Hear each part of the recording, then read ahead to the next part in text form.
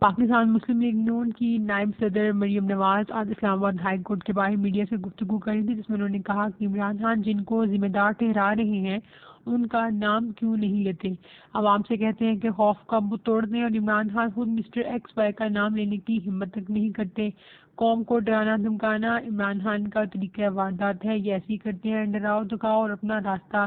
صاف کرو۔ انہوں نے مزید کہا کہ کل جو کالز کروا رہا تھا، آج وہ کہہ رہے ہیں کہ میرے اراکین کو کالز آ رہی ہیں، اگر دھمکیوں کا ثبوت ہے تو سامنے لے کے آؤ۔ انہوں نے مزید کہا کہ بارمی چیف کی تعیناتی پر آ کر بات رک گئی ہے، کہتے ہیں میری پسند کا آرمی چیف تعینات نہ کیا تو پورے ادارے کو بدنام کر دوں گا۔ انہوں نے مزید کہا کہ نواز شریف واپس آئیں گے اور ان کا کیس میں دودھ کا دودھ پانی کا پانی ہو جائے گا۔ نیب نے میرے کیس میں جو راہ فرار اختیار کی ہے، یہ بات شوکت عزیز صدیقی اور رانا شمیم کو درست ثابت کرتی ہے۔ انہوں نے مزید کہا کہ بجلی کے بل بہت زیادہ آ رہے ہیں، لیکن یہ بھی IMF کے معاہدے کے ثمرات ہیں اور اس کے ذمہ دار بھی عمران خان ہی کو ٹھہرایا گیا۔